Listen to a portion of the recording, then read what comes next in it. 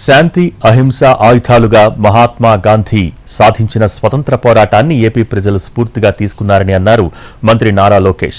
AP ఎన్నికలు కూడా అదే శాంతి అహింస పద్ధతుల్లో జరిగాయని వ్యాఖ్యానించారు. అందుకే ప్రజాప్రభుత్వం ఏర్పడిందన్నారు మంత్రి లోకేష్. ఈ ప్రభుత్వంలో అనవసరమైన రూల్స్తో సంక్షేమ కార్యక్రమాలు తగ్గించడం ఉండదని హామీ ఇచ్చారు. గుంటూరు పెరేడ్ గ్రౌండ్స్ లో జరిగిన స్వాతంత్ర దినోత్సవ వేడుకలకు హాజరయ్యారు మంత్రి లోకేష్. జాతీయ పతాకాన్ని ఆవిష్కరించారు.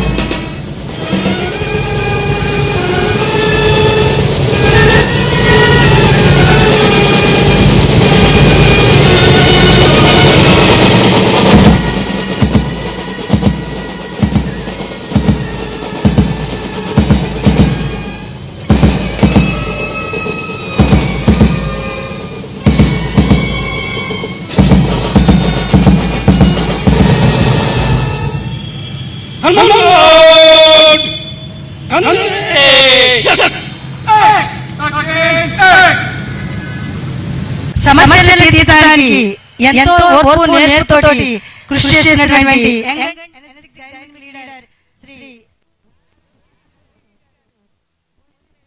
శాంతి అహింస ఆయుధాలుగా మహాత్మా గాంధీ గారు మార్గంలో మనం స్వాతంత్రం సాధించుకున్నాం.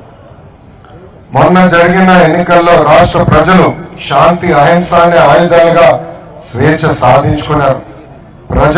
ప్రజల సంఘాలు మాట్లాడే స్వేచ్ఛ వచ్చింది. ప్రభుత్వాన్ని ప్రశ్నించే హక్కు వచ్చింది. ప్రజాప్రభుత్వం ఏర్పాటైన తర్వాత జరుగుతున్న ఈ స్వాతంత్ర దినోత్సవ వేడుకల్లో అందరి కళలో ఆనందం కనిపిస్తుంది. మన గౌరవ ముఖ్యమంత్రి చంద్రబాబు నాయుడు గారి హామీలకి కండిషన్లు ఉండవు. అనవసరమైన రూల్స్ తో సంక్షేమ కార్యక్రమాలు మేము కట్ చేయం. ఏడాదికి 250 రూపాయలు పెన్షన్ పెంచడం కాదు, ఒకేసారి 1000 రూపాయలు పెంచి 4000 రూపాయలు చేశాం. ఇచ్చిన సూపర్ 6 హామీలకి మేము కట్టుబడి ఉన్నాం. యువతకు 20 లక్షల ఉద్యోగాల కల్పన మా లక్ష్యం. శాంతి అహింస ఆయుధాలుగా మహాత్మా గాంధీ